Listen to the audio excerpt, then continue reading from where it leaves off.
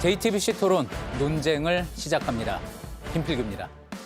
국정감사가 마무리되자마자 여당의 사법개혁 바람이 몰아치고 있습니다. 대법관 증원을 포함한 5대 개혁에 재판 소원, 또 법 왜곡죄에 이어 법원 행정처 폐지까지 이렇게 의제는 늘어났지만 연내에 처리한다는 입장은 변함이 없습니다. 당장 이달에 처리하겠다던 재판중지법에는 대통령실이 제동을 걸었지만 논란은 여전합니다. 국감의 끝, 예산정국 시작을 맞이한 국회의 정쟁도 여전합니다. 3년 만에 다시 재연된 제1야당의 대통령 시정연설 보이콧, 누구의 책임인지 어떻게 된 것인지도 오늘 한번 따져보겠습니다. 각 당의 입장을 대변해 주실 분들 모셨습니다. 더불어민주당의 박경민 대변인 나오셨습니다. 네, 안녕하세요. 조용술 국민의힘 대변인입니다. 예, 안녕하십니까. 그리고 이제 당 법률 자문을 담당하시는 분들이죠.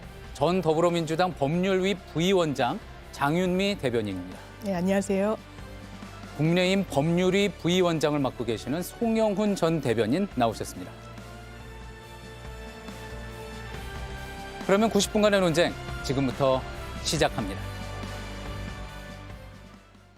대법원장이 재판, 인사, 예산, 법원 행정 모든 권한을 독점적으로 행사하는 경무에 시달리고 있습니다. 정치 개입까지 하시느라 얼마나 힘드시겠습니까? 사법제도 개혁이 시급합니다. 연내 통과를 목표로 현행 법원 행정처 체제는 대법원장의 절대 권력 아래 폐쇄적이고 위계적인 운영 방식으로 판사들의 독립적 판단을 위축시키고 재판에 대한 외부 영향 가능성을 키워왔습니다. 사법행정위원회 설치를 심도 있게 재검토하겠습니다. 제도 개선을 통해서 이렇게 국민들이 신속하게 권리 의제 가능한 그런 영역이 정말로 많습니다. 국민들을 위해서는 신중하게 조금 이제 검토를 해주셨으면 하는 그런. 이제부터 민주당은 재판중지법을 국정안정법, 국정보호법, 헌법 84조 수호법으로 호칭할 것입니다. 최우선으로 처리할 수 있는 가능성이 열려 있다는 것을 원론적 입장이지만 분명히 말씀드립니다. 헌법상 당연히 중단되는 것이니 입법이 필요하지 않고 당의 재판중지법을 제외해달라고 요청하였습니다. 대통령을 정쟁의 중심에 끌어넣지 않아주시기를 당부드립니다. 국정안정법의 추진에 관하여 추진하지 않기로 의견을 모았다. 원인 제공이 국민의힘에 있었다라고 하는 그런 사실을 명확하게 하고 싶었던 것뿐이지. 뜬금없이 국민의힘이 이 대통령에 대한 재판 재개를 강요하고 협박했다는 황당한 주장을 일삼고 있습니다. 대체 누가 누구에게 강요와 폭거를 이어가고 있는지 안 보이십니까?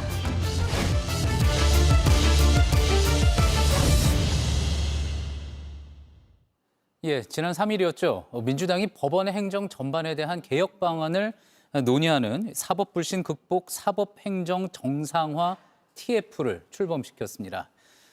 정청래 대표는 이제 모든 문제 해법이 구조개혁이라고 밝혔고요.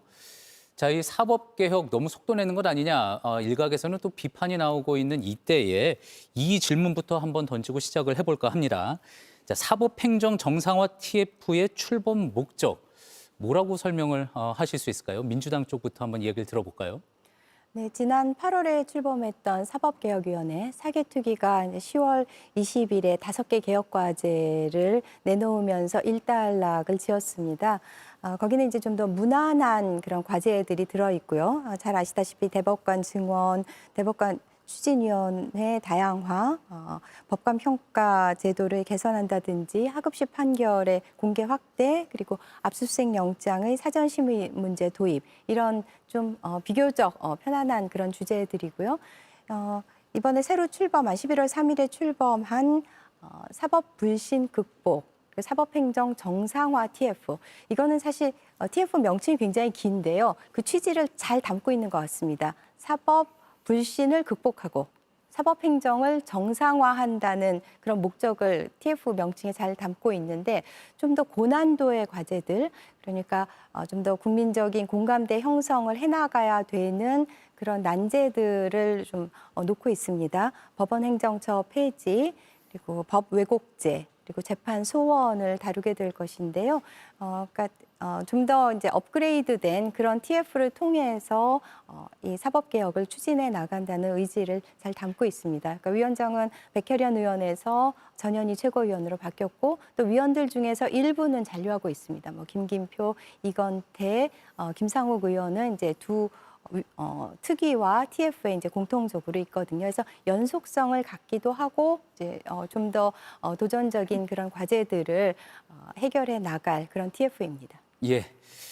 대법관 증언이나 법관 폐기 상대적으로는 좀 편안한 주제였었고 예, 그렇게 말씀하셨는데 실제로 그럴지 또 잠시 후에 또 한번 토론을 또 해보도록 하겠습니다. 장윤미 대변인님. 그러니까 사법 전반에 대해서 사람들이 어떻게 인식하는지를 다룬 책이 있습니다. 이제 불멸의 신성가정이라는 책이 있는데 예. 거기에 이를테면 내가 재판을 받아본 사람, 뭐 형사 기소가 된 사람, 변호인들, 아니면 뭐 판검사들 이 정량적인 부분이 아니라 정성적으로 이제 평가를 한 그런 책이에요. 거기서 보면 사법 불신이 상당하다는 공통점이 이제 귀결이 됩니다.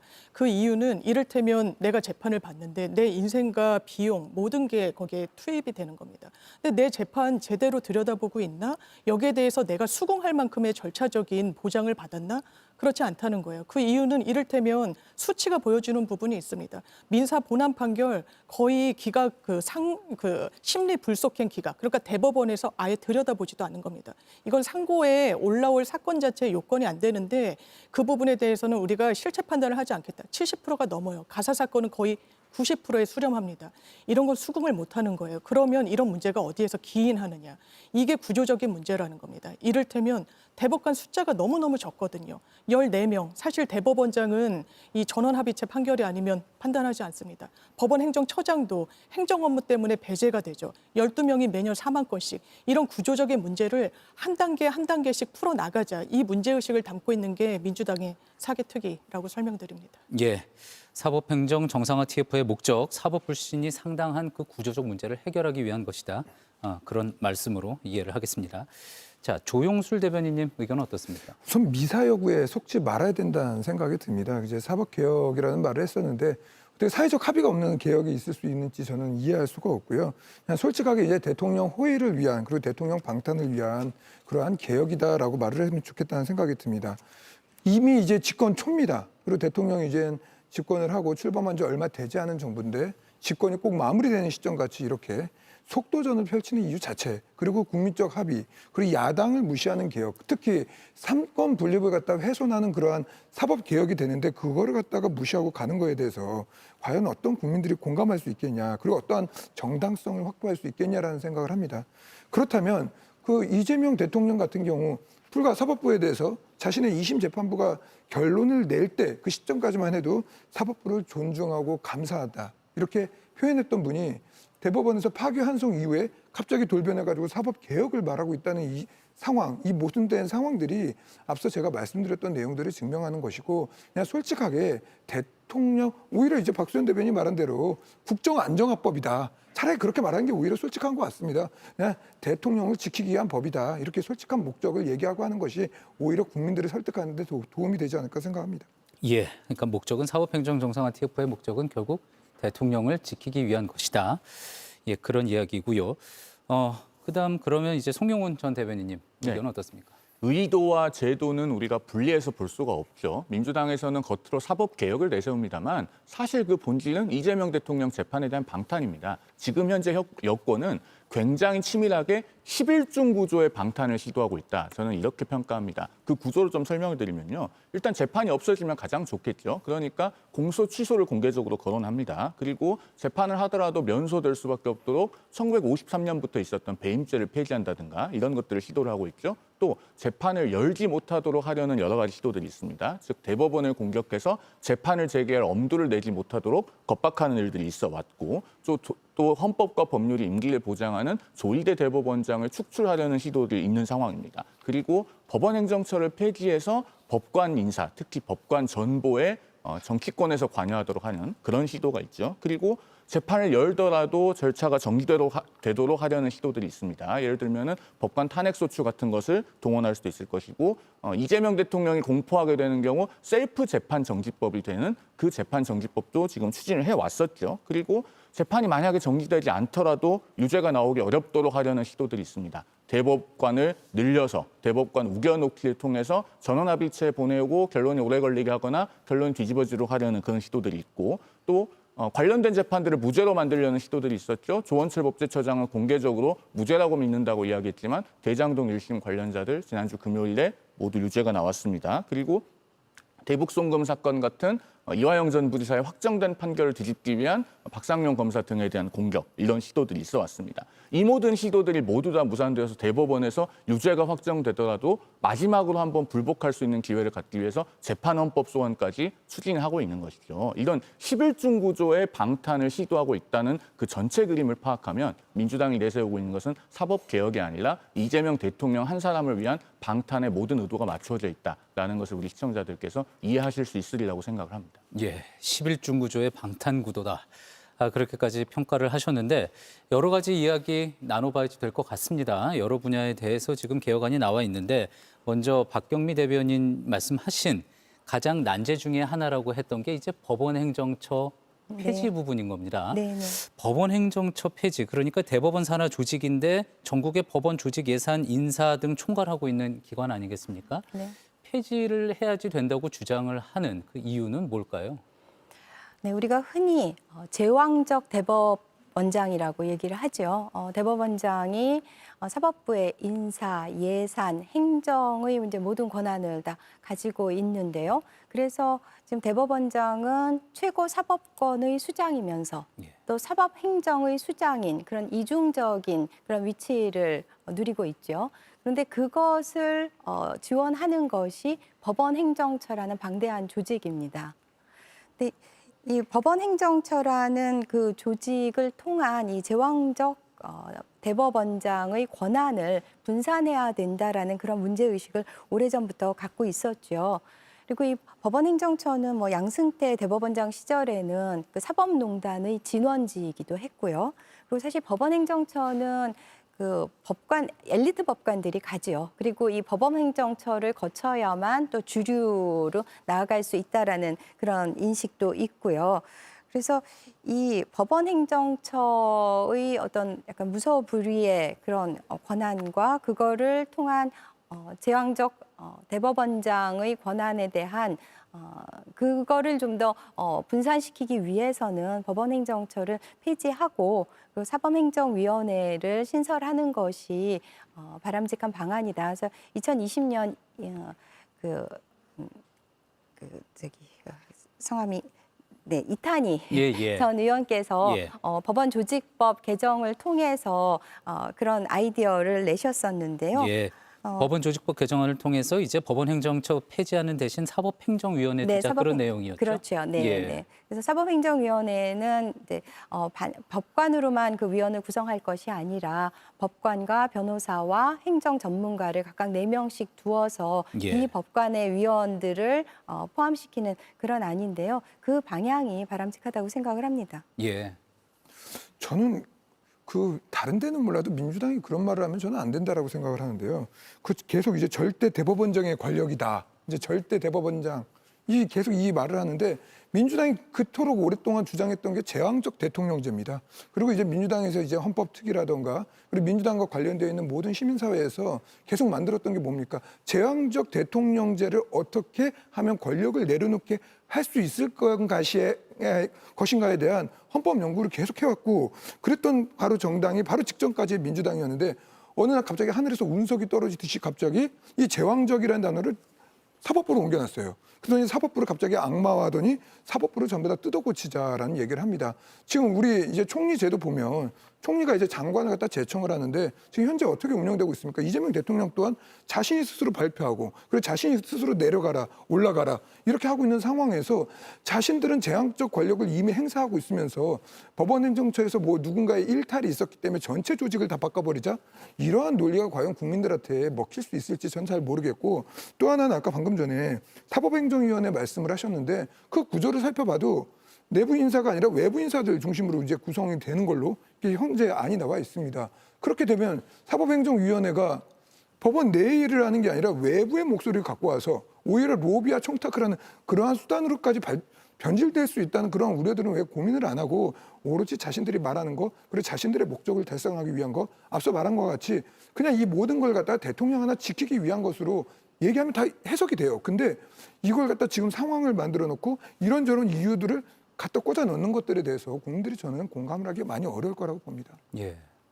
모든 논리가 이제 대통령 방탄이다 이러는데 이 이슈들이 거론된 건 이제 노무현 정부 때부터이기도 했었어요.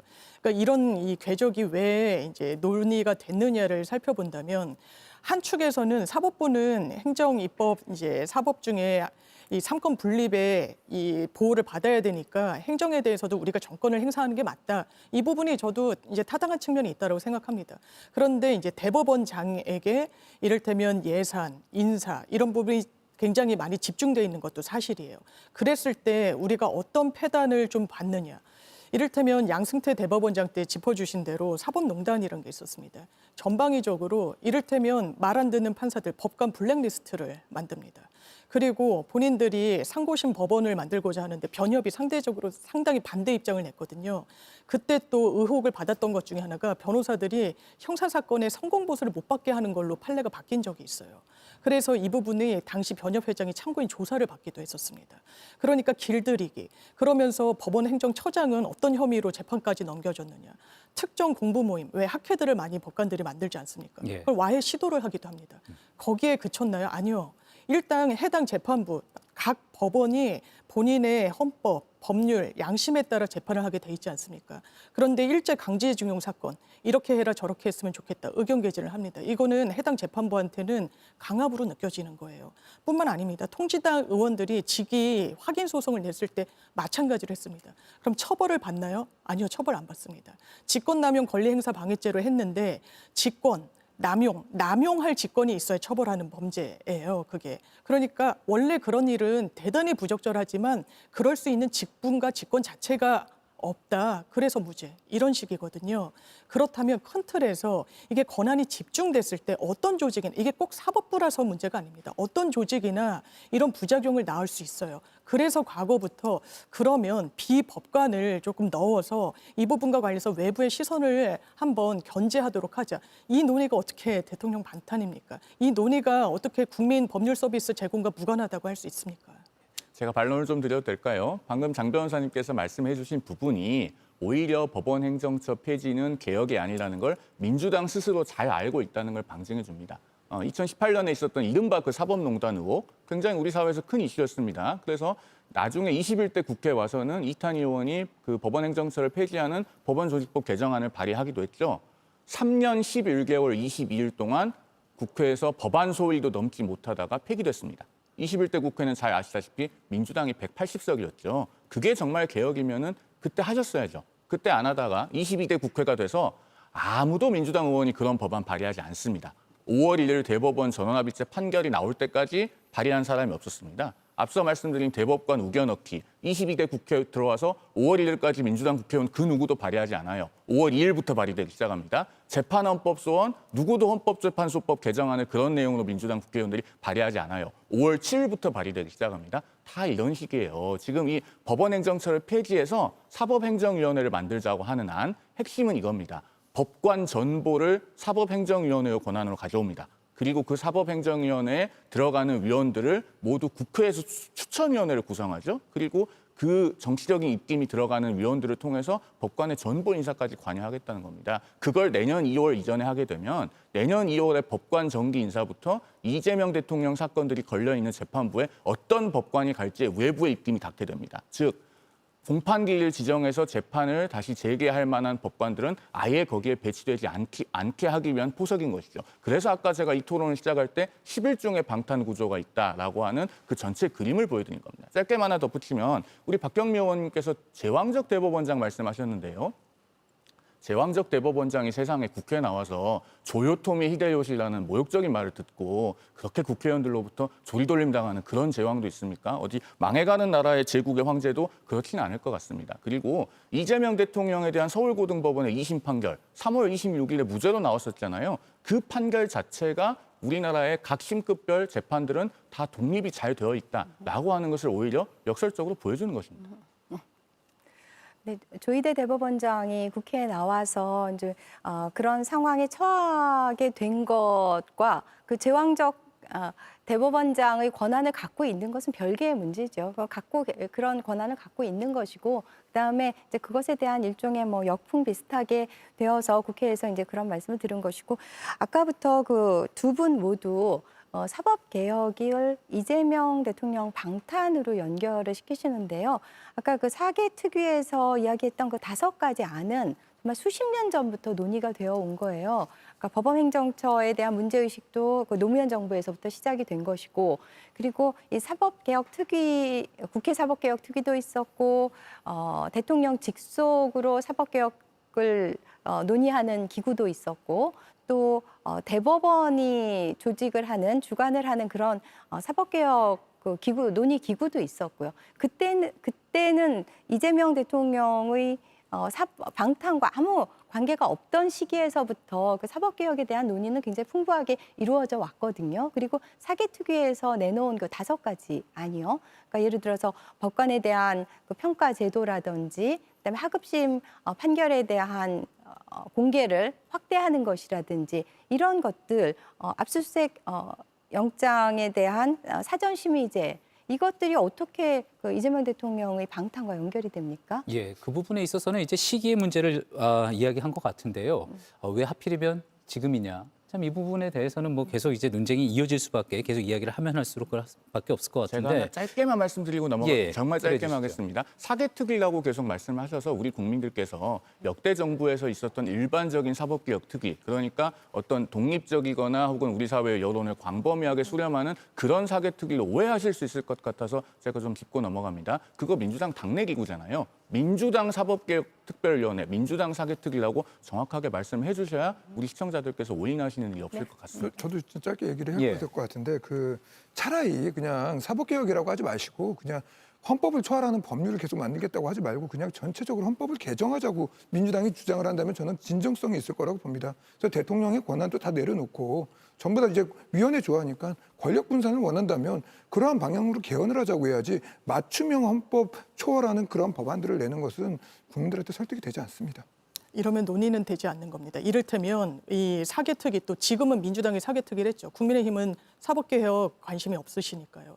그러면 대법원 산하에서도 논의했었고 과거 정부에서도 논의했었다는 걸 몰각시켜서는 안 되는 겁니다. 이게 마치 그러니까 이재명 대통령을 방탄하기 위한 거 아니냐라고 저는 야당에서 비판하실 수 있다고 생각합니다. 그런데 논의의 첫 발을 떼려면 정말 시시비비를 가려봐야 되는 거예요. 이 논의가 그럼 정말 처음 시작됐는지, 그리고 그런 방탄에 대한 입법만으로 머물고 있는 개혁 아닌 건지, 그렇지 않다는 말씀 드립니다. 예, 자, 그렇다면 이제 것처럼 논의가 좀 될 수 있게요. 조금 좀 자세히 한번 들어가 보겠습니다.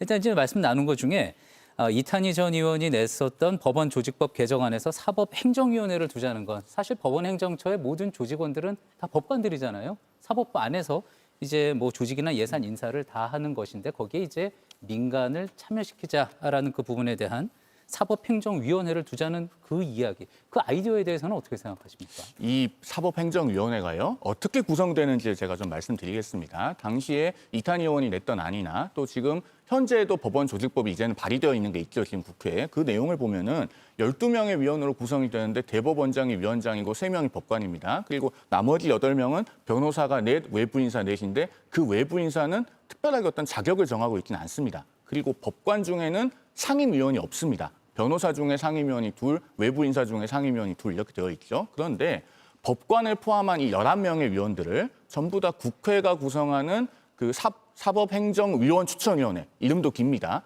그 추천위원회에서 뽑도록 되어 있습니다. 그리고 그 추천위원회를 어떻게 구성하느냐.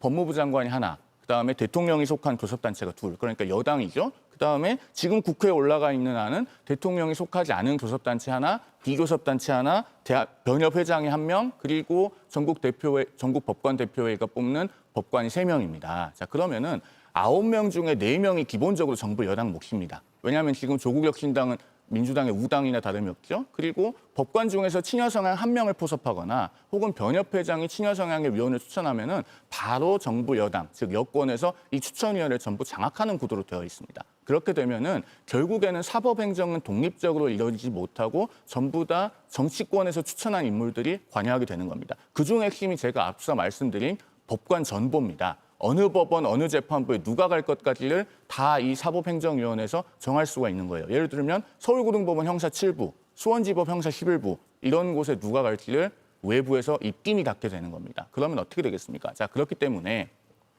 앞서 박 의원님이나 장 변호사님 모두 우리 사회의 과거 논의 과정이 있다고 하셨거든요. 이탄희 의원이 발의했던 법안에 대해서 문재인 대통령이 임명한 김명수 대법원장 체제의 대법원도 공식적으로 반대했습니다. 이거 삼권 분립을 해친다고 했거든요. 구체적으로 뭐라고 했냐면은 판사의 인사까지 사법행정위원회가 담당하게 하면 사법부 독립의 가장 핵심적인 내용이 위협받는다. 이렇게 했고요. 당시에 대법원만 반대한 게 아닙니다. 대한변협도 반대했어요.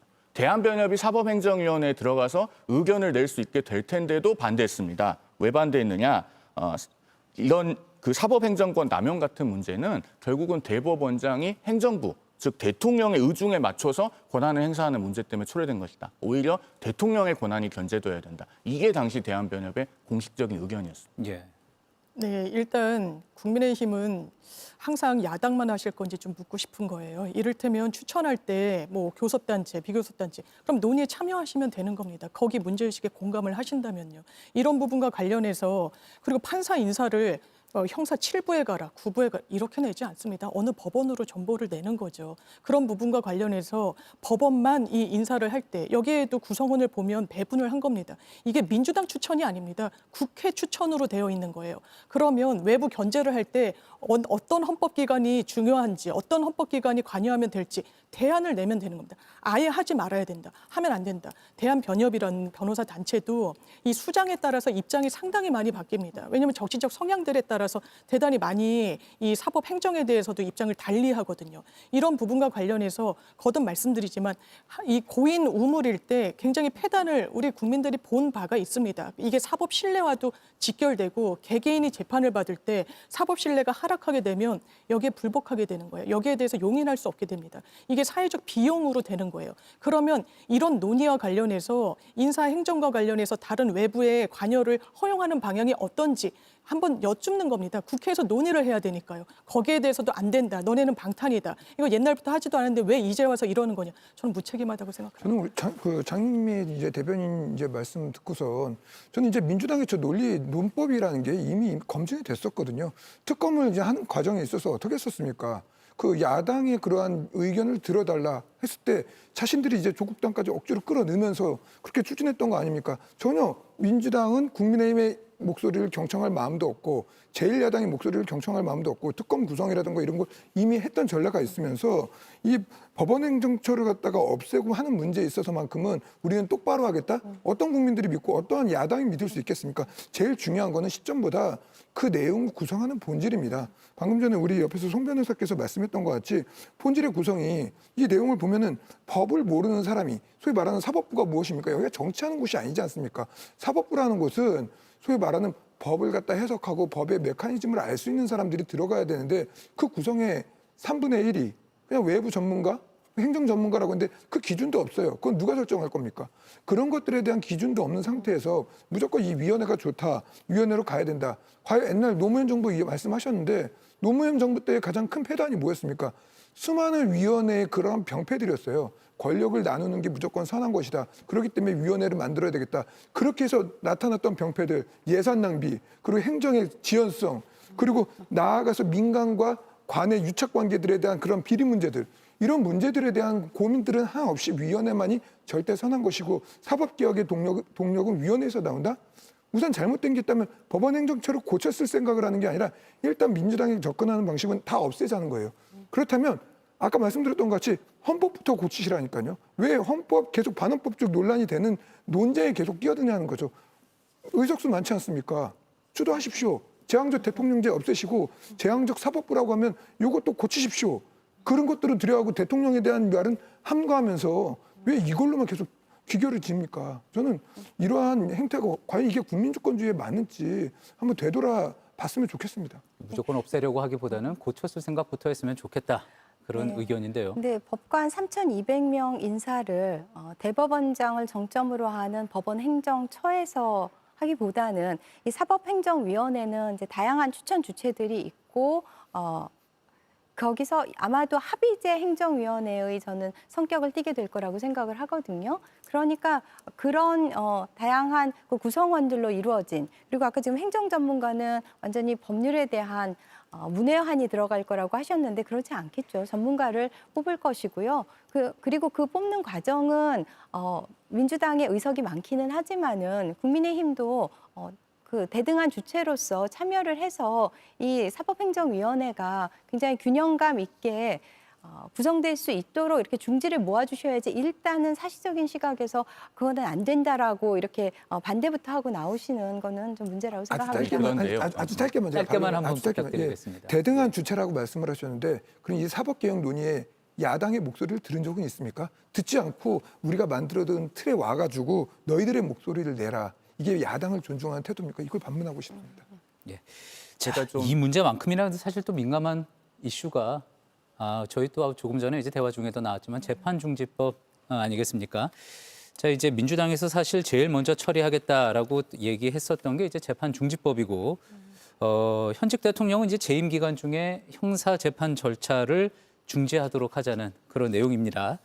자, 근데 이제 추진 이사를 밝힌 하루 만에 이제 대통령 비서실장이 대통령을 정쟁에 끌어들이면 안 된다라고 해서 사실은 지금은 이제 중단이 돼 있는 상황인데, 하지만 중단이 된 거지 논의 자체가 끝난 거는 아닌 것 같습니다. 언제든지 다시 이야기가 될 수 있는 것 같은데 어떻습니까? 재판중지법 나중에라도 향후에라도 필요할 거라고 생각하십니까? 저는 이 재판중지법이, 왜냐하면 그 대법원에서 파기환송했을 때 문제의식이 있어서 5월 달에 법사위까지 통과를 시켰었습니다. 그러다 이제 중단이 됐단 말이에요. 예. 왜냐하면 해당 재판부가 다 헌법 84조를 거론하면서 재판을 중지시켰거든요. 그런데 국정감사 기간 내내 국민의힘에서 이 법원이 이 기간증인으로 나올 때마다 왜 재판을 재개하지 않느냐, 속개하지 않느냐, 왜 재판정에 세우지 않느냐라고 이야기를 합니다.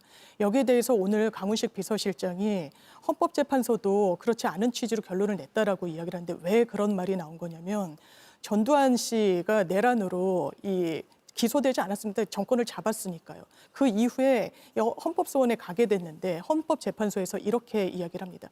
본인들 대통령직 수행하는 동안 시효는 다 지났다, 이런 취지의 주장을 하는 거니까 그렇지 않다. 대통령직은 헌법상 특권을 부여받았다는 취지로 이야기를 해요. 그리고 국가를 대표하면서 외국의 정상들과도 만나야 되고 이런 원활한 대통령직의 수행을 헌법적으로 보장해줘야 된다는 취지로 헌법재판소가 설시를 합니다.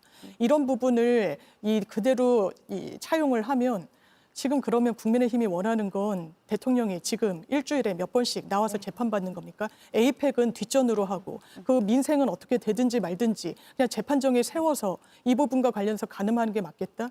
프랑스에서 비슷한 사례가 있었습니다. 시라크 대통령이 파리시장 재직 시절에 기소가 된 부분이 있었어요. 수사를 받고 그 부분 다 중단됐습니다. 심지어 프랑스는 헌법까지 개정을 했죠. 트럼프 대통령 실제로 재판, 수사 올스톱입니다. 왜? 선출된 최고 권력, 개인에 대한 특권이 아니라고 헌법재판소도 판시를 합니다. 이거는 국민이 선출한 최고 권력이라는 그 엄중함을 색이라는 의미예요. 그래서 해당 재판부에서도 비슷한 취지로 재판을 중지했습니다. 국민의힘만 다른 얘기를 하고 있는 겁니다. 이게 국정 운영에 도모가 됩니까? 도움이 됩니까? 아니라고 생각합니다. 팩트 체크가 좀 필요한 이야기여서요. 제가 좀 반론을 드려도 되겠습니까? 일단 조금 전에 인용하신 그 헌법재판소 결정이 있지 않습니까? 전혀 취지가 다릅니다. 그 사건 번호가요. 94헌마 246 결정이니까 우리 시청자들께서도 한번 이 방송 끝나고 나서 찾아보십시오. 당시 그 12.12.518 불기소 관련된 헌법소원 사건인데요. 그 사건에서 헌재가 각국의 대통령들의 형사상 특권을 3가지 유형으로 정리를 합니다. 그러면서 정리를 해놓고 뭐라고 이야기를 하냐.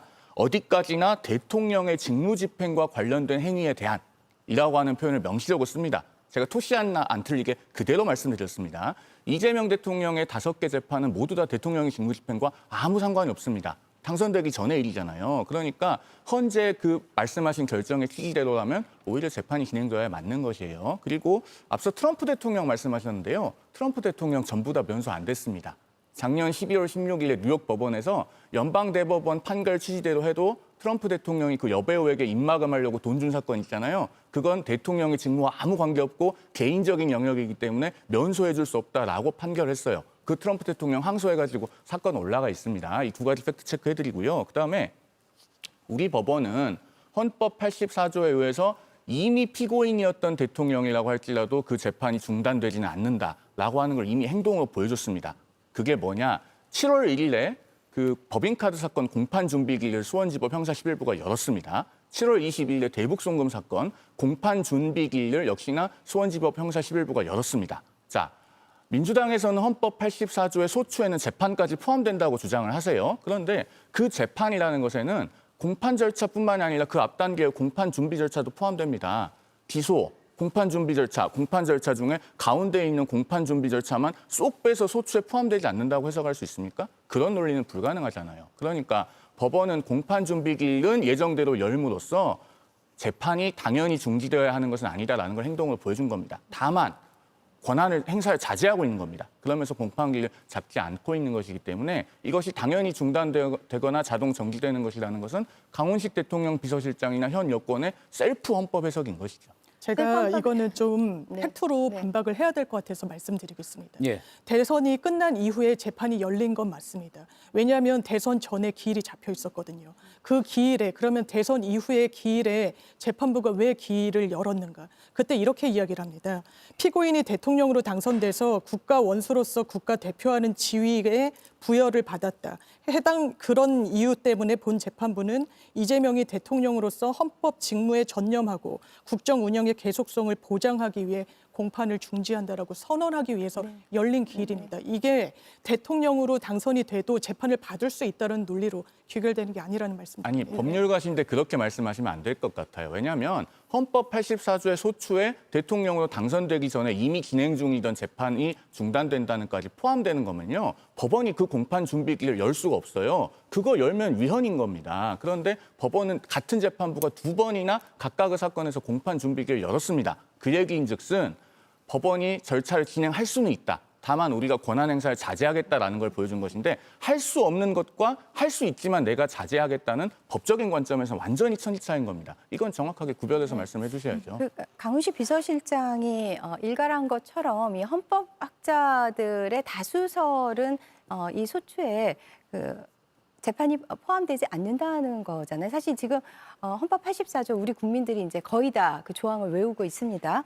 그러니까 대통령이 내란 혹은 외환죄를 제외하고는 그 재직 중에 형사상의 소추를 받지 않고 그 소추에는 기소뿐 아니라 재판이 포함된다는 게 그 입법 취지를 생각을 해보아도 너무 지당하죠. 그러니까 이 대통령이 갖는 그 국정 운영의 그 무게, 안정적인 국정 운영을 위해서 이거를 잠시 그 면책을 하는 거잖아요. 그 취지를 생각을 하면 당연히 그 새로운 기소뿐 아니라 재판이 포함되지 않는 거고 대선 직후에 열렸던 6월 9일 그 재판에서도 헌법 84조를 들면서 그렇게 연기를 한 것이잖아요. 그거는 명백한 사실인데 그거를 자꾸 부정하시면 안 되고 그게 이제 사실 수면 아래로 있다가 이번 그 국정감사 때 서울고법에 박대웅 서울 고등법원장이 나와서 그 계속 이제 국민의힘에서 그 질의를 하니까 정략적인 질의를 하니까는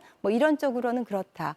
그다음에 현실적으로는 불가능하지 않다라는 그런 이제 굉장히 무책임한 답변을 했고 그리고 10월 31일에 대장동 1심 판결이 나오면서 그 내용을 가지고 그 성남의 수뇌부라는 그 단어 하나를 가지고 이제 이재명 대통령이 이제 유죄이고 뭐 재판이 재개되어야 한다라는 그런 논리로 계속적인 국민의힘에서 공격을 해왔고 그런 결과로 사실은 이 수면 아래에 있던 그 국정안정법을 이제 다시 이제 언급을 하게 됐었던 그 사실들을 잘 좀 상기해 보시기 바랍니다. 제가 2가지만 또 팩트 체크를 드려야 될 것 같습니다. 우리 박 의원님께서 입법 취지 말씀하셨는데요. 지금의 헌법 84조는 1948년 재헌헌법 때 헌법 73조로 그때부터 헌법에 들어와 있었습니다. 그리고 국가기록원 홈페이지에 가면 당시 재헌의회에서 헌법 초안을 넣고 어떻게 논의했는지 그 기록이 다 나와 있습니다. 제가 이 헌법 84조를 만들 때 당시 재헌의회 국회의원들이 어떻게 생각했는지를 알고 싶어서 그 기록을 한번 찾아봤습니다. 가봤더니 거기에는 대통령이 피고인인 신분에서 당선돼가지고 취임하는 경우를 전제한 논의가 일절 없어요. 우리 헌법을 만들 때 애초에 이런 경우는 생각조차 하지 않았던 겁니다. 그런데 재판이라고 하는 것이 중지되거나 중단되려면은 명문의 근거가 있어야 돼요. 그 근거를 우리 헌법이나 법률 어디에서도 찾아볼 수 없고 입법자는 즉 헌법을 만든 사람들은 그런 것들을 생각조차 하지 못했습니다. 그래서 적절한 그 말씀은 아니신 것 같고요. 그다음에 성남시 수뇌부라고 하는 표현 혹시 그 대장동 1심 판결문 보셨습니까? 네, 맞습니다. 그러면은 거기에 그 표현이 있는 것도 아시겠네요. 이재명, 정진상 등 성남시 수뇌부. 이것도 토시 하나 안 틀리고 그대로 말씀드리는 겁니다. 그 표현이요. 아예 사실 인정 부분에 가면 있어요. 이 보도자료에는 성남시 수뇌부라고만 나왔는데요. 판결문에 가면 이재명, 정진상 등 성남시 수뇌부라고 나옵니다. 제가 그 점을 하나 짚어드립니다. 예, 네, 지금 뭐 대상도 1심 짧게 한번 판결문으로 말씀으로 간다면은 예. 저희가 이제 계속해서 강조드리는 건데 그 성남시 당시 이재명 당시 성남시장은 유동규 등과 민간업자의 유착을 모르는 상태에서 수용 방식을 결정했다라고 판시를 하고 있고 또 판결문에 보면은 그 김만배 등의 피고인이 뇌물 공여 대상이 이재명 시장이 아니라 성남도시개발 관련자들이라고 명확하게 적시를 하고 있습니다. 이런 점들을 보면은 그 무죄라는 것이 이제 너무나 확실한데 그 단어를 가지고 국민의힘에서 너무 이제 총 공세를 하기 때문에 그 저희가 이제 수면 위에 아래에 있던 그런 국정안정법을 좀 논의하게 됐다라는 그런 말씀을 다시 한번 드립니다. 저는 마지막으로 짧게 예, 부탁드릴게요. 저는 아직 말을 아예 못 해가지고 국정안전법이라는 말을 저는 이제 계속 하시는데 냉정하게 한번 우리 이제 논쟁이라는 2%가 이제 정치 논쟁이잖아요. 그럼 이재명 대통령이 과연 당대표 시절에 어떻게 말했는지를 한번 생각을 해봐야 되는 겁니다. 대통령도 재판을 받아야 된다는 취지로 수시로 말했던 분이세요. 그리고 또 강훈식 대통령 비서실장이 대통령을 정쟁에 끌어들이지 말라. 이분은 원래 이상한 반어법을 쓰시더라고요. 김현지니까 실세다라고 하니까 내가 실세다. 그리고 재판중지법이 나오니까 대통령 정쟁에 끌어들이지 말라. 어떻게 대통령이 정쟁의 중심에 있는데 이미 이 재판중지법이 대통령이 향한 건데 어떻게 재판중지법으로 이걸 끌어들이지 말라는 말을 할 수 있는지 모르겠고요. 제일 중요한 게 공직선거법은 파기환송되어 있지 않습니까? 이거는 대통령에 대한 정당성에 대한 문제까지도 가는 겁니다. 근데 이걸 가지고 그렇게 가볍게 뭐 이거 재판을 받니 안 받니에 대한 문제가 아니라 국민이라는 선출된 권력에 대한 정당성에 대한 부분을 갖다 너무 등한시 생각하고 재판 중재만 너무 몰입하면서 법리 해석을 하는 게 아니라 더 그보다 더 중요한 국민 주권을 관점으로 좀 지켜봤으면 좋겠다. 그렇게 접근했으면 좋겠습니다. 오늘 좀 대화 중에 팩트 체크가 많이 나와서 저도 하나 좀 하자면은 대화 중에 나왔던 이제 트럼프 대통령이 받고 있는 혐의, 재판을 받고 있는 거는 이제 돈을 주고 성추행에 대해서 입막음을 했던 게 아니라 그와 관련된 내용을 이야기해서 이제 명예훼손 혐의로 재판이 진행되고 있는 거죠. 명예훼손이 아니고 그 회계장부에 허위 기재했지 않습니까? 예. 그 사건에 대해서 뉴욕 법원에서 면소를 못 해주겠다고 작년 12월 16일에 판결을 했던 겁니다. 예, 그래서 돈으로 입막음을 하려고 그랬던 그 사건 자체는 아니에요. 왜냐하면 이거 가지고 미국 방송사에서 또 명예훼손으로 또 크게 이제 벌금 돈을 이제 배상금을 물어준 적이 있기 때문에 그 부분은 명확히 하고 좀 가야 될 것 같습니다. 자, 다뤄야 될 내용들이 또 많습니다. 그래서 이제 정상화 TF에서 또 이야기 나오는 것 중에 하나가 재판 소원 부분입니다. 자, 이제 5대 개혁을 넘어서 확장된 의제 중에 하나인데 이걸 두고 이제 그러니까 법원에서 확정된 판결도 헌법 소원 대상으로 할 수 있게 해서 이것이 사실상 사심제가 아니냐 이제 그런 이야기가 나오고 있잖아요.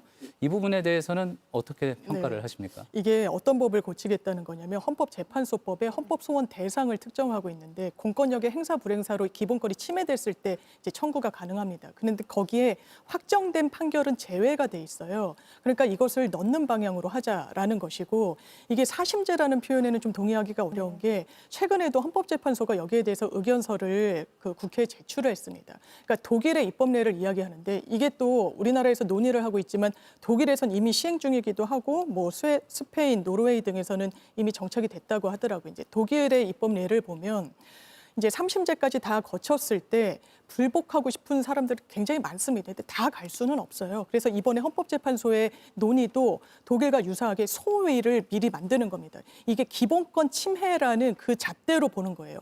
이 3심까지 오고 대법원의 확정 판결을 받았을 때 이게 기본권을 중대하게 침해하면 헌법재판소에서 한번 더 보겠다. 그러니까 비슷한 게 재심제도입니다. 재심제도도 이 요건이 굉장히 엄격하게 돼 있어요.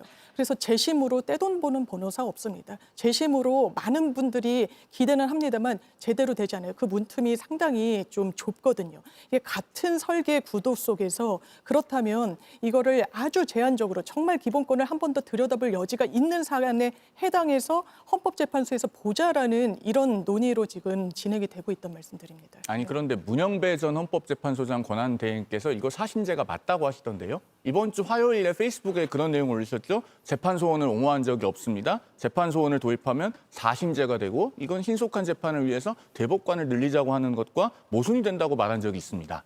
라고 이야기를 하셨어요. 전직 헌법재판소장 권한대행께서 사심제가 된다고 말씀하고 계십니다. 그리고 제가 알기로는 민주당이 이 재판헌법소원에 대해서 지금 발표하고 있는 안도 보면은 만약에 헌법재판소에서 이 재판에 대한 헌법소원이 받아들여지면 그 재판을 마지막으로 했던 법원으로 돌려보내는 걸로 알고 있습니다. 그러면은 예를 들어서 대법원에서 판결을 했는데 헌재에서 이것이 기본권 침해다라고 하면요. 사실상 대법원으로 파기환송되는 것과 똑같습니다. 이게 어떻게 사심제가 아니겠습니까? 그리고 이거 실제로 시행이 불가능해요. 왜냐하면 이거 하게 되면요. 우리나라 헌법재판소 마비됩니다. 이 재판소원도 정상적으로 작동하지 않고 헌재가 본래 하던 헌법재판의 기능도 마비돼요. 왜 그런가? 작년 1년 동안에 대법원이 처리한 본안 사건 수가 약 5만 5천 건입니다. 5만 4,951건인데요. 헌법재판소는 생각보다 작은 조직입니다. 1988년 9월부터 올해 8월까지 만 37년 동안 5만 2,776건. 그러니까 대법원이 1년에 처리한 사건 수보다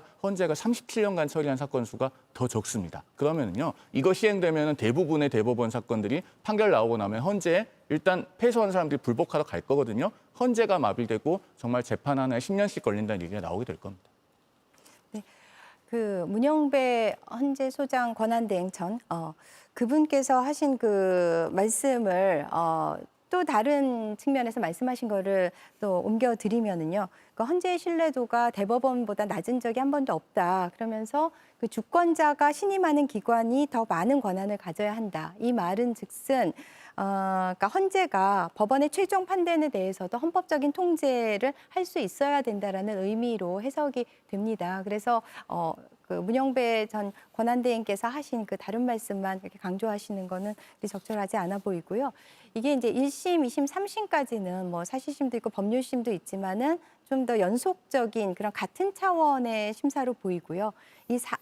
그 재판 소원은 어떤 기본권 보장을 위해서 또 피해 구제를 목적으로 하기 때문에 좀 성격이 다른, 그러니까 다른 차원의 것으로 생각이 됩니다. 그래서 1, 2, 3심과 이게 어떤 법원의 사법권과는 다른 성격을 지니는 그런 재판 소원으로 보는 것이 타당하다고 생각합니다. 그러니까 차원이 좀 다른다고 보이는 거죠. 아니 문 권한대행 말씀을 이제 붙이셨는데 당연히 헌법재판소 출신이 헌법이 더 신뢰받는 기관이라고 말을 하는 거는 정치적 수사라고 보고 있고 그런 차원에서 봤었을 때 대한민국 국민들이 국회를 신뢰합니까?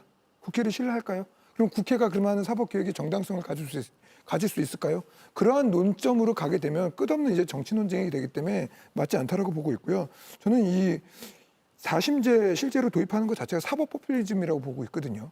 실제로 민주당 같은 경우는 이제 뭐 늘려가지고 하는 걸 굉장히 많이 좋아하는데 이게 아까 이제 우리 송 변호사께서도 말씀했던 것 같이 헌재 같은 경우 이제 우리가 헌법소원을 내면 보통 걸리는 사건들이 6개월 이내에 일어난 일이 거의 없습니다. 근데 이 과도한 업무들을 과연 감당할 수 있을 것인가? 그리고 헌법상 내에서의 그러한 구조를 봤었을 때 헌법이 상위 법원으로서 대법원의 판결을 갖다가 판결할 수 있는 것이 정당성이 있냐? 헌법재판소는 엄밀하게 말하면 재판이라는 게 아니라 헌법상의 법리를 해석하는 기관 아닙니까? 제일 중요한 게 이걸 가지고 민주당 이제는 대변인이었죠. 조승래 전 수석 대변인 했던 말을 그대로 옮겨 적으면 판관의 다양성을 확보하기 위해서 재판에 공석을 채워야 된다는 말을 합니다. 다시 말해서 헌법재판소가 정치적 색깔을 지닌 사람들의 합치다라고 스스로 인정한 게 민주당이에요. 근데 법을 갖다가 냉정하게 해석하고 그리고 정치적 중립을 지키고 그러한 판결을 내려야 할 공간이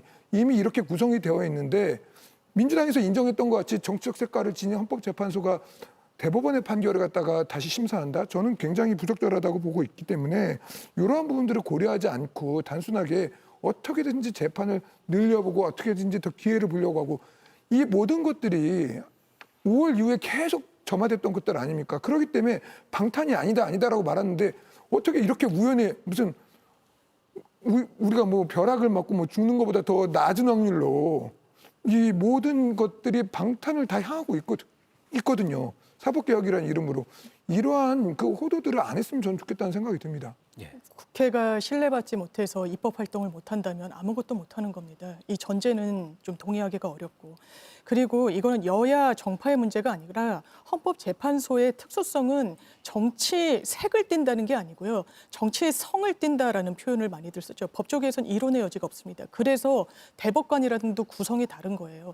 대법관들은 이제 대법원장이 이제 제청을 해가지고 대통령이 임명하는 형식을 거칩니다. 뭐 추천위원회가 따로 구성되기도 하고요. 근데 헌법재판소는 이를테면 정당을 없앨 수도 있습니다. 그리고 대통령을 탄핵할 수도 있어요. 고위 관료들의 탄핵 심판 권한도 갖고 있습니다. 그러니까 대통령이 셋, 무슨 국회 추천목 이런 식으로 분배를 하는 거예요. 그 기능 때문에 그렇습니다.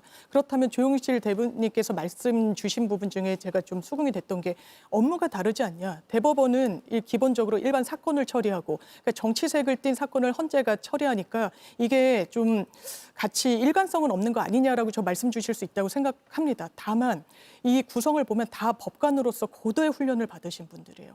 헌법재판관이라고 합니다만 헌법재판소에서만 일하신 분들이 아닙니다. 다 법원에서 일하시다가 이 이제 직책까지 가신 부분이 있어서 이 부분과 관련해선 이렇다 말씀드리고 또 이 조 대변인 말씀 주신 것 중에 이거 너무 많아지는 거 아니냐 새겨들을 만한 부분이 있습니다. 그런데 그래서 헌법재판소도 이런 문제의식을 알고 있죠. 대법원에서도 이런 이유 때문에 반대를 하고 있으니까.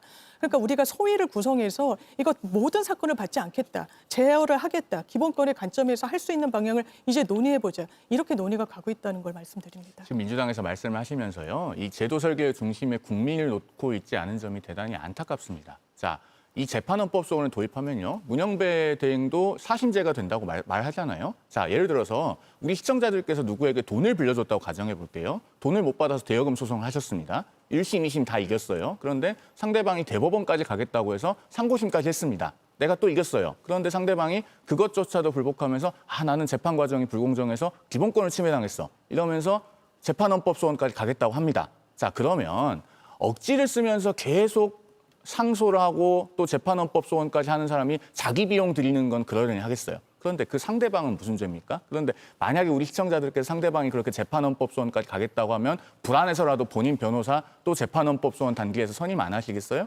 자, 이렇게 되면요. 저 같은 변호사들은 돈을 많이 벌 겁니다. 그런데 국가의 사법 시스템을 그렇게 설계하면 안 되는 겁니다. 시스템이라고 하는 거는요. 어느 단계에 가면은 분쟁을 종결시켜줘야 돼요. 그것을 사실은 전 세계 국가들이 어느 정도 많은 시행착오를 통해서 만들어낸 것이 3심제 아닙니까? 그런데 이걸 또 4심제를 하겠다고요? 자, 이런 걸 하려고 하는 본질적인 의도가 있습니다. 지금 민주당 의원들께서 발의해 놓으신 헌법재판소법 개정안 중엔요. 이런 게 있어요. 이 재판헌법 소원을 하면 가처분을 헌재가 직권으로 하거나 또는 신청에 의해서 받아들여 줄 수 있는 그런 조항을 넣어놓은 법안이 있습니다. 그래서 거기에 보면요. 이 가처분 결정이 내려지면은 헌법소원 심판의 대상이 된 재판은 소급해서 확정되지 않은 것으로 본답니다.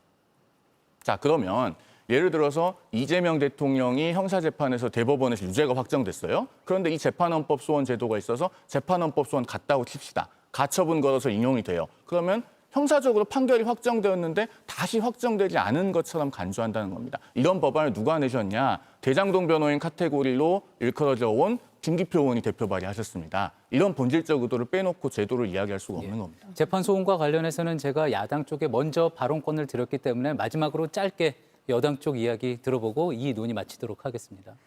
네. 이 재판 소원이 이재명 대통령의 사건에만 그러니까 거기도 적용이 될지 안 될지 모르지만은 그걸 위한 맞춤 설계가 아니지 않습니까? 국민 전반에 걸쳐서 더 기본권 보장이나 피해 구제를 좀 더 두텁게 해주자라는 그런 이제 선의에서 시작이 된 것이고요. 그다음에 이 법관들이 뭐 최고 브레인이고 워낙 높은 전문성을 지닌 분들이기는 하지만 그분들의 재판에 있어서 뭐 오류가 있을 수도 있고 그런 것을 좀 더 그 기본권 보장 차원에서 더 기회를 주자는 그런 취지에 대해서는 좀 이해를 해주셨으면 좋겠습니다. 10초만 얘기하겠습니다. 예, 짧게 부탁드리겠습니다. 재앙적 대법원장을 없애겠다고 해놓고 재앙적 헌재를 만드는 꼴이 아닐까라는 생각을 합니다. 알겠습니다. 자, 이 이야기는 여기서 좀 정리를 하도록 하고요. 오늘 밤에 또 다뤄야 될 주제들이 더 있습니다. 예산안과 또 대통령 시정연설인데 자, 이재명 대통령 취임 후 첫 본예산 시정연설이 지난 4일에 이제 진행이 됐습니다. 3년 전에도 비슷한 광경이 있었죠. 민주당의 보이콧을 두고 헌정사상 초유의 오점이다. 국민을 무시한 거다. 이렇게 국민의힘은 비판을 했는데 오늘 이번에 어찌 보면 국민의힘 보이콧 또 비슷한 모습이 연출이 됐다는 그런 지적들도 나옵니다. 먼저 한번 야당 쪽에 질문을 드려보겠습니다. 이번에 국민의힘의 시정연설 보이콧 불가피했다고 보십니까?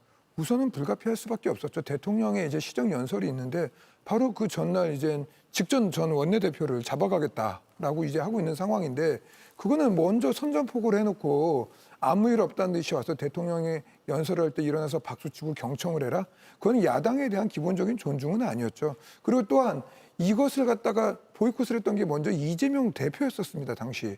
그렇다면 본인이 먼저 이 시정연설을 했을 때 과거에 자신이 이러한 행동을 했던 것들에 대해서 먼저 사과와 유감의 표시를 하고 그리고 야당도 국정에 좀 참여하는 주체로 와주십사 해야 되는데 그런 거 없이 오히려 야당을 탄압하고 그리고 그 다음날 와가지고 아무 일 없다는 듯이 그냥 고개 한번 딱딱 하고선 그냥 안으로 들어가는 그 모습들이 국민들이 볼 때 야당으로서 그러면 소수 야당으로 할 수 있는 것은 저항권밖에 없는 것입니다. 근데 이것을 가지고 어떻게 너희들이 이렇게 대통령을 무시할 수 있냐?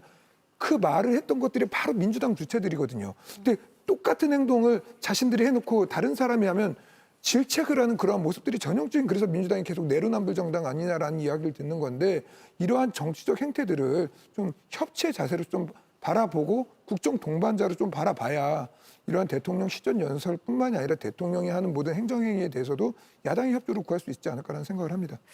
이 국민의힘이 시정연설을 보이콧한 이제 이유가 지금 대변인께서 말씀하셨듯이 추경호 의원에 대한 체포영장 청구였잖아요. 근데 그 체포영장 청구가 누구에 의해서 이루어졌습니까? 특검이죠. 근데 특검은 대통령이나 행정부의 영향을 받습니까? 아니죠. 독립적으로 수사를 하는 거죠. 그러면은 이게 번지수가 틀렸죠. 그 특검이 청구했던 체포영장 때문에 이재명 대통령의 시정연설을 보이콧한다?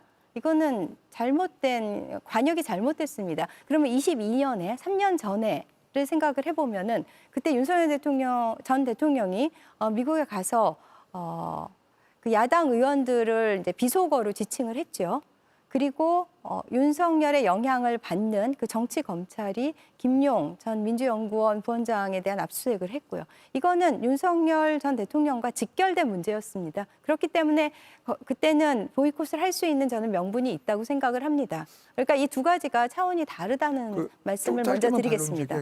특검이 행정부 대통령의 영향을 받지 않았다. 특검을 구성한 것도 민주당이었고 국민의힘은 전혀 동의하지 않았었습니다. 그리고 그걸 임명한 것도 대통령이었고 그 안에 있는 특검의 구성원들을 한 것도 민주당과 가까운 야당들이었습니다. 근데 그게 전혀 별개다? 정치적 목적을 분명히 띠고 있는 부분들이 있는데 그걸 아니라고 하면 어떤 국민이 믿겠습니까? 국민의힘 시절의 특검에서는 그 대통령이나 행정부의 지령을 받아서 그 특검이 수사를 했습니까? 제가 방금 말씀드렸던 것 같이 않습니다. 이것을 보이콧했던 이재명 대통령조차 과거에 자신이 했던 거에 대한 유감 표명조차 하지 않고선 민주당에서 왜 너희들은 그렇게 하지 않아라고 말하는 게 이게 상호주의의 원칙에 맞게 접근할 수 있겠냐라는 말씀을 드린 거고 그러한 내로남불을 하지 말라는 말씀을 정치적인 것들을 말씀을 큰 틀에서 드린 건데 거기서 격가지를 갖고서 논쟁을 하는 것은 주객에 전도된 거죠. 예, 일단 그 추경호 의원에 대한 체포영장 청구 그 부분에 대해서 정당하다고 생각을 하는지 아니면 이건 무리한 청구였다고 생각하는지 그 부분부터 한번 논의를 짚고 가야지 또 계속 이어나갈 수 있을 것 같습니다. 저는 특검은 영장을 청구할 수밖에 없었다고 보여집니다. 지금 받고 있는 혐의가 내란의 주요 임무 종사예요. 왜냐하면 지금 뭐 각 국무위원들은 수족처럼 어쨌든 행동을 했다는 겁니다. 뭐 단전단수를 지시하기도 했었고, 뭐 교도행정 막 관리를 하고 출입국 관리소에 막 심야 회의를 하고. 근데 국회가 유의미성을 띠는 건 그렇습니다. 아무리 계엄이 정당하게 발령이 됐다고 하더라도 계엄군의 통할 아래 들어가지 않는 유일한 헌법기관이 국회예요. 그러니까 박근혜 전 대통령 때 계엄 문건이라는 것도 있지 않았습니까? 그때도 국회를 설득해야 된다. 이게 일환으로 제시돼 있고 아니면 본회의를 아예 개최를 못하게 해야 된다라고 했었습니다. 근데 추경호 원내대표가 어떤 행동을 했느냐. 윤석열 대통령과 통화를 하죠. 그 전에는 정무수석과, 그 직전에는 한덕수 전 총리와 통화를 합니다. 그리고 그 밤에 국회에서 당사로 3번을 옮겨요. 그리고 윤 전 대통령과 통화를 한 이후에 본인이 항변하시는 내용을 들었습니다. 내가 정말 방해를 할 것 같으면 당사로 옮기지 대통령과 통화한 이후에 내가 국회로 의총장을 옮겼겠느냐. 그래서 들여다봤더니 특검에서도 왜 영장을 청구했을까. 국회 이 표결을 할 수 있는 장소는 본회의장입니다. 국회 예결위 회의장으로 장소를 옮겨요. 본회의장에 있었던 그 국민의힘 소속 의원들도 그리로 이동을 하게 되는 겁니다. 그러니까 이 부분은 왜 그랬냐고 했을 때 보좌진이 원래 의총장이 본회의장에서도 열리고 예결위 회의장에서도 열려서 착오해서 예결위 회의장으로 했다라는 거예요. 본인의 지시와 다르게. 믿기 어렵습니다. 그리고 그때 어떻게 했습니까? 한동훈 대표가 전격적으로 이 결단을 내리죠. 이 계엄은 불법이다. 그러면서 추경호 원내대표와 통화도 합니다. 이게 다 특검에서 확인한 내용이에요. 그래서 전격적으로 본회의장으로 집결을 하는데 추경호 전 원내대표 완전히 다른 방향으로 가는 겁니다. 그뿐만이 아닙니다. 우원식 국회의장이 총동원령을 내립니다. 이거 빨리 해제해야 되니까 자정 2분, 12시 1분에 우원식 의장이 공지 소집 문자를 내립니다. 그 2분 뒤에 추경호 원내대표 어떻게 했습니까? 바로 당사로 옮기라고 합니다. 이게 방해라고 볼 수 있을까요? 없을까요? 이런 부분과 관련해서 저는 영장 발부 가능성이 상당히 높다고 보고 여기에 이걸 빌미로, 이걸 지렛대로 시정연설에 보이콧을 하고 검은 마스크를 쓰고 상복을 입고 대통령이 입장하는데 입에 담을 수 없는 꺼져라라는 말을 하는 거. 이건 국민의힘의 전략이 굉장히 잘못됐다라고 생각합니다. 그런데 이 국회 시정연설 보이콧은요, 물론 일어나지 않았으면 우리 국민들께 훨씬 더 좋은 일이었을 겁니다. 바람직하고 아름다운 모습이라고 하기는 어렵겠습니다만 우리가 좀 시야를 넓혀서 지금 국회에서 어떻게 헌정 관행이 붕괴되고 있는지를 봐야 됩니다. 사실은 대통령이 국회 예산안 시정연설을 하러 오면은 일단은 어쨌든 국회의원들이 앉아서 듣고 그리고 뭐 중간에 퇴장을 하더라도 일단 참석을 하는 것이 민주화 이후의 헌정 관행이었다고 할 수 있어요. 그것이 2022년 10월 25일에 민주당이 이른바 대통령의 비속어 논란 그리고 검찰의 수사, 감사원의 감사 등등을 문제 삼으면서 처음으로 시정연설 보이콧을 하면서 시작된 겁니다. 그리고 이제 국민의힘에서는 일종의 미러링 차원으로서 그것을 돌려준 것 같은데요. 이런 헌정 관행의 붕괴는 21대, 22대 국회 연속해서 민주당이 압도적으로 많은 의석수를 가져서 국회의 균형이 무너지면서 발생하고 있습니다. 즉, 이 시정연설 보이콧뿐만이 아니라 과거에 국회 법사위원장 같은 경우에는 어떻게 했습니까? 국회의장과 법사위원장은 서로 다른 당이 맡아서 국회 내에서의 상호 견제가 가능하다고 해오지 않았습니까? 그런 부분이 무너졌고 또 3명째의 국회 몫의 추천 헌법재판관 같은 경우도 한 2000년부터는 여야가 3명째 헌법재판관 합의해서 추천했습니다. 그것이 2024년 말에 처음 무너졌죠. 또 상임위 간사 같은 경우는 각 교섭단체가 자율적으로 정할 영역입니다. 그걸 표결해서 부결시켜 본 적이 없어요. 그런데 법사위에서 참 전대미문의 일이 일어났습니다. 이런 헌정 관행의 붕괴의 한 단면을 보여주는 것이 시정연설 보이콧이기 때문에 사실 우리 국회가 국민들께 바람직한 모습을 보여드리기 위해서 가장 필요한 것은 어느 정도의 균형을 회복하는 것입니다. 그래야지 국회의원들도 또 정당도 적정선에서의 자제를 해서 우리 국회가 합의제 대의기관으로서의 어떤 전통으로 되돌아갈 수 있지 않을까 하는 생각을 해봅니다. 시정연설 보이콧은 국회의 균형이 무너진 탓이 크다. 또 그런 분석인데 어떻게 생각하십니까? 글쎄 뭐 동의하기 어렵고요.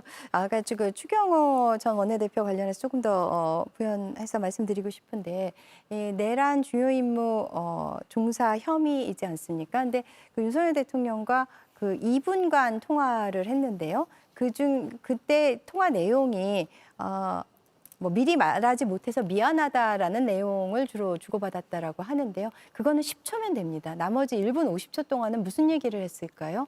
아마도 그 표결을 하지 못하게 하라라는 그런 지시를 받았을 개연성이 굉장히 높은 거죠. 그래서 이 여러 가지 그 추경호 전 원내대표와 관련된 정황을 쭉 보면은 이제 심증은 확실한데 그것을 이제 입증할 수 있는 이제 증거 좀 더 확실한 증거 확보가 지금 관건인 것 같고 지난번에 이제 23시간 동안이나 수사를 받지 않았습니까? 그리고 나서 이제 특검이 구속영장을 청구한 건데 아마도 그때 어느 정도는 좀 확실한 그 무엇을 확보하지 않았을까라는 예측들을 이제 조심스럽게 해보게 됩니다. 그러니까 당시 국민의힘 사무처 직원들로부터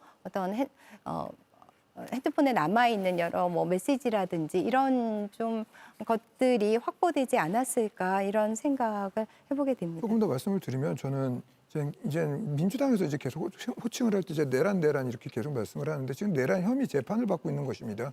그렇기 때문에 그걸 이제 확정해가지고 이제 규정하는 건 적절하지 못한 표현법이라는 말씀을 드리고요. 그리고 또 거기서 방금 전에 또 말씀하셨던 그 이게 어떻게 된 상황일지 그 미리 말하지 못해서 미안하다. 라고 하고 그 이후에는 지령이 있을 것이다라고 추측하는 그러한 발언도 시청자들이 볼 때는 사실관계가 호도될 수 있기 때문에 좀 바로 잡겠습니다. 그거는 이제 재판이나 수사 과정을 통해서 객관적으로 검증해야 될 일이지 여기는 우리가 이제 추정해서 해야 될 일은 아니라고 보고 있고요. 당시에 이제 이 당시에 표결에 이제 들어가고 안 들어갔던 의원님들하고 제가 상황을 많이 물어봤었어요. 그때 자기한테 제일 많이 전화 왔던 게 민주당 의원들이었습니다. 그게 뭐냐면 민주당 의원들이 전화 와가지고 이게 도대체 어떻게 된 일이야 이렇게 물어보고 자기도 모르니까 나도 모르겠어 이런 상황들이었거든요. 그러니까 이게 뭐냐면 추경호 원내대표부터 해가지고 국민의힘에 있는 거의 전부일 거라고 봅니다. 구성원들이 다 모르고 있는 상황이었고 거긴 민주당도 마찬가지였어요.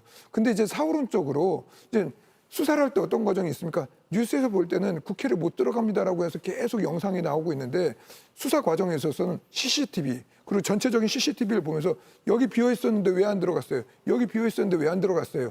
이게 뭐냐면 수사를 하되 당신이 그것을 했던 그 장소를 옮겨가면서 그 의원들을 모았던 장소가 왜 옮겨졌는지를 묻는 게 아니라 CCTV 보고 여기 비어 있었는데 왜 안 갔습니까? 왜 안 갔습니까? 이런 식의 그러한 수사 과정들을 펼치는 것들은 다시 말해서 이미 너는 내란범이야. 그리고 일부러 내란 그 표결을 방해하기 위한 행위를 한 거야. 이렇게 정해놓고선 수사하는 접근법들도 굉장히 좀 문제가 있다고 보고 있기 때문에 이 추경호 원내대표에 대한 이러한 구속영장 집행 과정에 있어서 과연 100% 혐의가 입증된 상태로 어떻게 보면 주요 정치인을 갖다가 구속하려고 하는 것인데 얼만큼 입증을 했는지 전 잘 모르겠어요. 예, 자 그렇다면 일단 법무부에서 지난 5일이었죠. 국회에 체포동의안을 제출을 했고요. 일단 추경호 전 원내대표는 불체포 특권 포기했습니다. 자 그렇다면 이제 체포동의안이 통과가 되고 나서 영장이 발부가 될 것이냐, 법원에서 영장이 발부가 될 것이냐 하는 그런 문제가 남아 있는데 그렇게 보신다면 영장은 발부되지 않을 거라고 예측을 하시겠군요.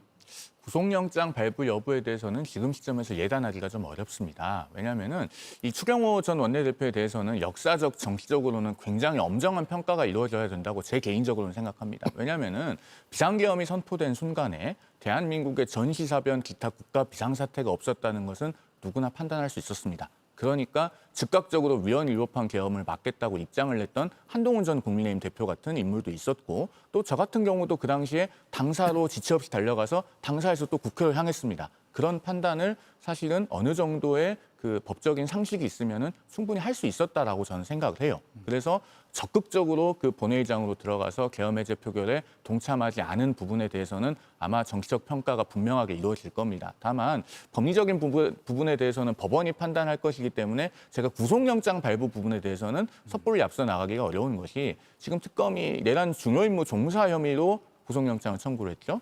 법정형이 우두머리와 최고형은 똑같습니다. 사형 무기까지 있습니다. 하한은 5년 이상의 징역이지만 그러면은 법정형이 높은 범죄 혐의일수록 법원은 조금 더 보수적이고 높은 수준의 소명을 요구하는 경향이 있습니다. 그렇기 때문에 법원이 어떻게 판단할지는 조금 지켜볼 영역이라고 생각이 됩니다. 그 부분에 대해서 지금 국민의힘에서 더 강한 반발이 나오고 있는 것, 추경호 전 원내대표에 대해서, 추경호 의원에 대해서 이제 영장이 청구가 된 그 부분에 대해서 반발이 나오는 이유는 이 부분도 있는 것 같아요. 만약에 추경호 의원에 대해서 유죄가 될 경우 어쩌면 정당 해산으로까지 이어지는 것이 아니냐, 논의가 그렇게 이어지는 것이 아니냐 하는 것, 이런 위기감 때문이라는 그런 지적도 나옵니다. 자, 어떻게 생각하세요? 추경호 의원에게 만약에 유죄가 선고가 된다 그러면 국민의힘 정당 해산의 요건이 된다고 보시나요? 요건이 되죠. 왜냐하면 중대한 민주적 기본 질서를 해한다는 그 요건에 해당하면 이 정당 해산이 됐던 전례가 있는 겁니다. 통진당 같은 경우에는요, 내란도 아니었습니다. 내란 예비 음모만으로도 민주적 기본 질서를 해한다 그랬어요. 그래서 이 정당은 민주사회에서 존속할 수 없다라고 헌법재판소에서 결단을 내립니다. 이것과 보면은 그러면서 폭력, 위계 등을 사용해서 민주적 질서를 와해시키려고 했다라는 표현이 나오거든요. 그런데 내란이란 거 용어 쓰지 말라고 하시면 불법 개헌 어떻게 했습니까? 왜 내란이라고 합니까? 본인들이 이 비상 대권이 필요하다라고 이야기를 하면서 총뿌리를 국민들한테 겨눴던 범죄 행위입니다. 거기에 대해서는 이론의 여지가 없습니다.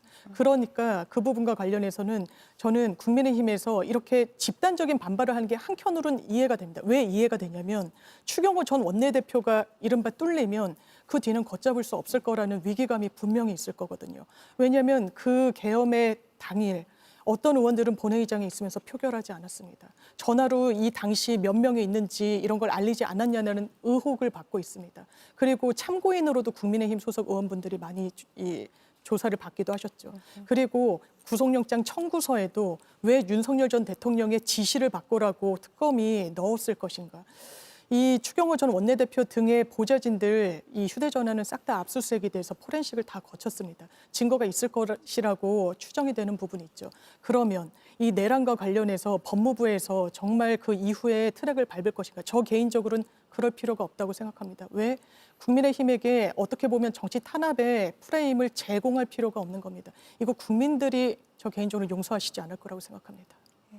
그 헌법 제8항 4조를 보면 정당의 목적이나 활동이 민주적 기본 질서에 위배될 때 정부는 헌법재판소에 정당 해산을 청구할 수 있는 거죠. 이것에 비추어 볼 때 그리고 장 변호사님 말씀하신 것처럼 그 통진당은 내란 예비 음모만으로도 해산이 됐는데 이거는 내란으로 쓰지 말라고 하시면 어쨌든 불법 계엄 그거를 실행을 한 그런 정당이라면 정청래 대표가 항상 얘기하듯이 정말 100번, 1000번 해산도 될 수 있다라는 그런 중대성이 있다고는 생각이 되는데요. 아마 그 체포영장이 이제 발부되더라도 그거는 아니고 좀 재판까지 가서 1심이 나오고 아마도 어떤 시도를 한다면은 정부에서 정성호 장관도 말씀하셨듯이 조금 더 그거는 시간을 좀 더 갖고서는 진중하게 가야 될 일이라고 생각을 합니다.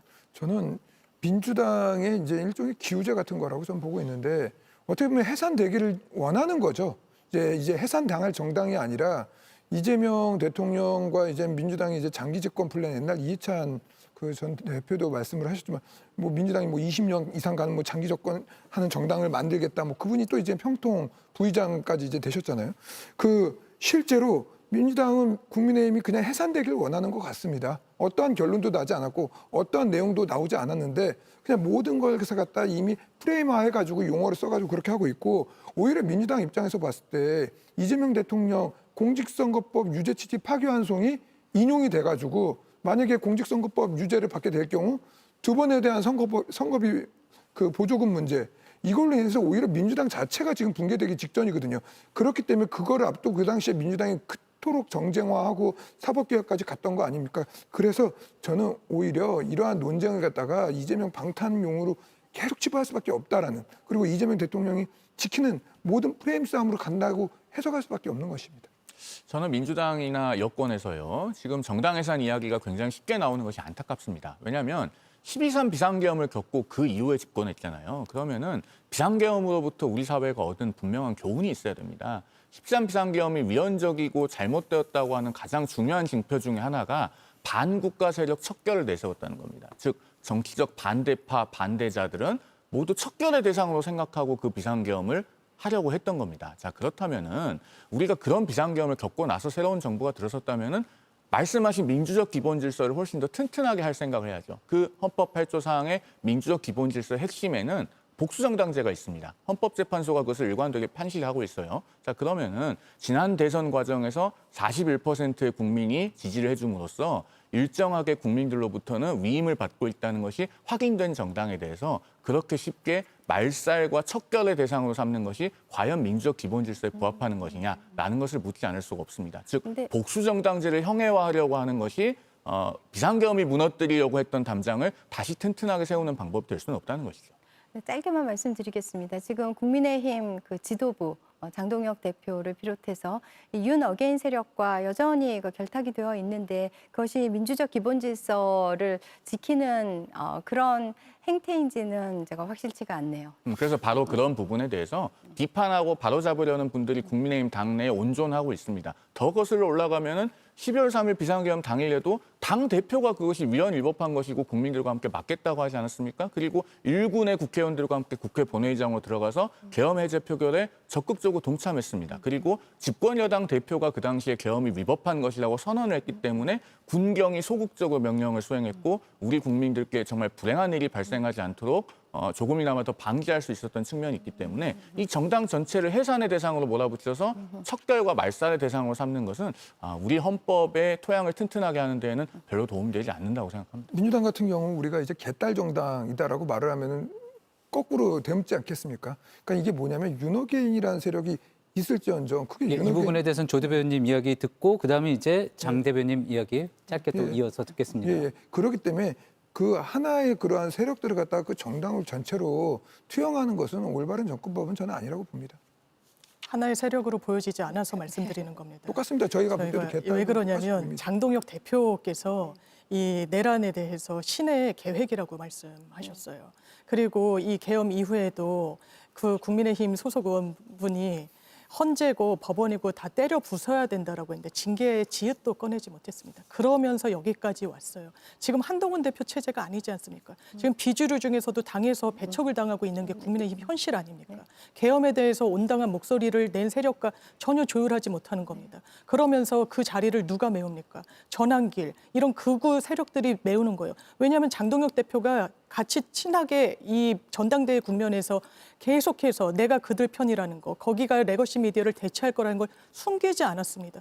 이게 내란의 연장선상으로 국민들이 보고 계시는 겁니다. 이게 민주적 기본 질서를 옹호하는 정치 결사체로 보이지 않는 겁니다. 이 부분에 대해서는 뭐랄까 저는 자성과 반성이 필요하고 국민들의 어떤 마음은 이미 내려지시지 않았나. 법적인 부분 전에는 내란이란 말씀을 쓰면 안 된다고 이야기하십니다만 이런 면에서는 좀 동의하기가 어렵습니다. 예, 알겠습니다. 이야기 여기까지 나누는 것으로 하고요. 저희는 광고 듣고 다시 오겠습니다. 60초 후에 돌아옵니다. Change, you're not afraid. Just do it your way. Let's have some fun first. The choice is ours. Quick pick, clean finish. Vaseline Super Dry. 인간은 주로 먹는다. 탄수화물, 단백질, 지방 세 가지. 그리고 소화한다. 위, 상부, 하부, 소장에서 3단으로 3단 맞춤 소화. 이제 소화는 3단 캡슐이다. 다제스. 뺄뿐이 이게 뭐야? 좋아하는 것보다 잘하는 게 중요하지. 난 좋아해야 잘하는데.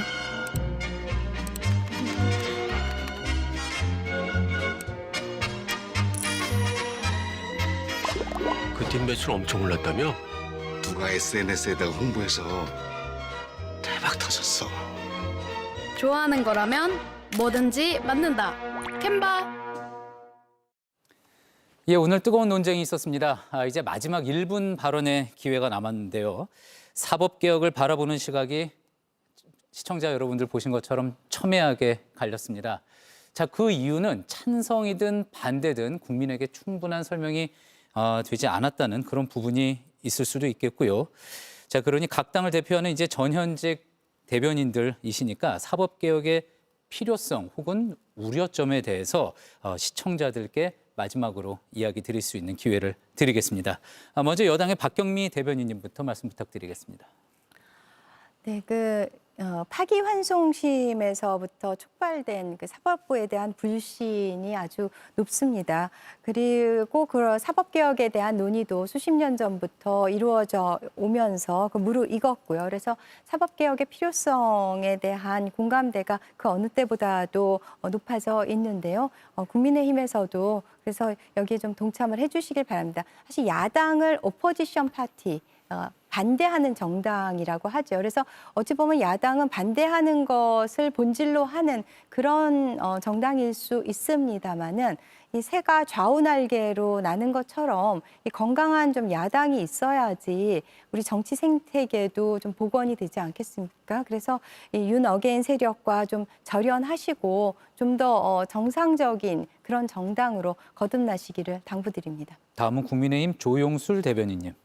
저는 정치는 정치로 해결을 해야 된다고 생각을 합니다. 근데 민주당이 지금까지 보여줬던 모습은 그 사법개혁이다 이런 이름으로 사회적 합의, 야당에 대한 협치 없이 지금까지 일방통행을 해왔던 것도 현실적인 상황입니다.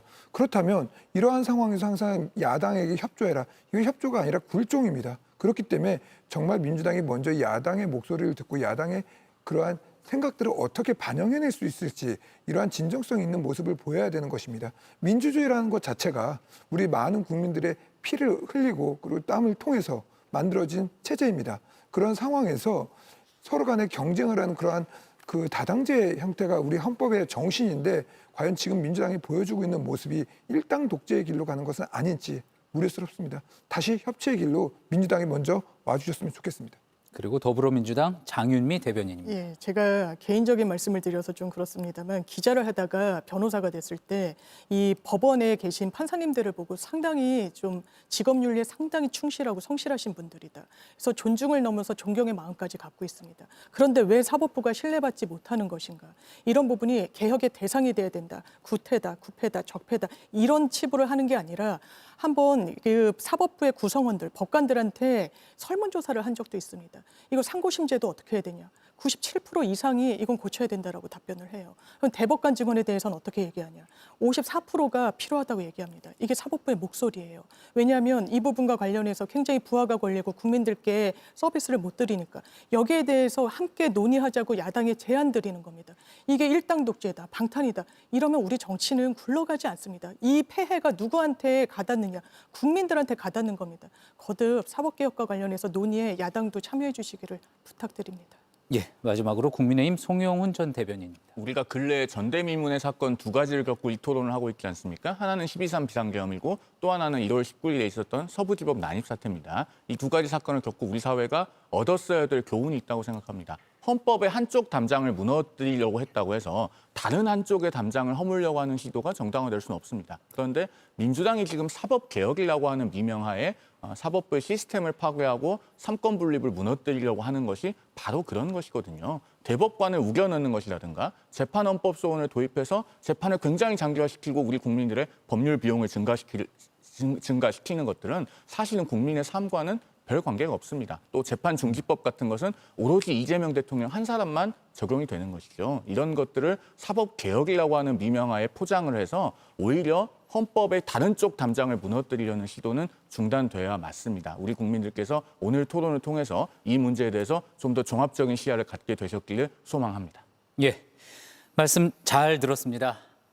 JTBC 토론 논쟁, 저희는 60초 광고 후에 다시 돌아오겠습니다.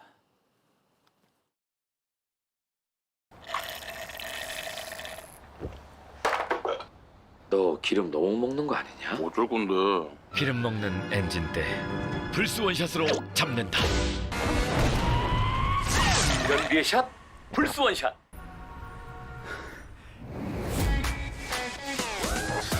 뜨거운 하루, 리얼 탄산으로 날려버리자.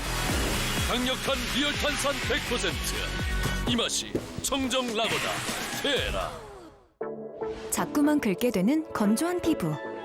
니베아 더마 SOS 케어 바디로션으로 극건조한 피부를 편안하게. 니베아 더마 바디로션. 피부 편안함으로 빛나게. 니베아. 업무 능력을 높여주는 워크체어. 완벽한 휴식의 릴렉스 체어. 강력한 안마의 마사지 체어. 세 가지 능력을 하나로. 코웨이 비렉스 트리플 체어. JTBC 토론 논쟁, 오늘은 여기서 마치겠습니다. 90분간 토론해 주신 네 분 정말 고생 많으셨고요. 그리고 늦은 시간까지 함께해 주신 시청자 여러분께도 감사드립니다. 다음 주에 뵙겠습니다. 고맙습니다.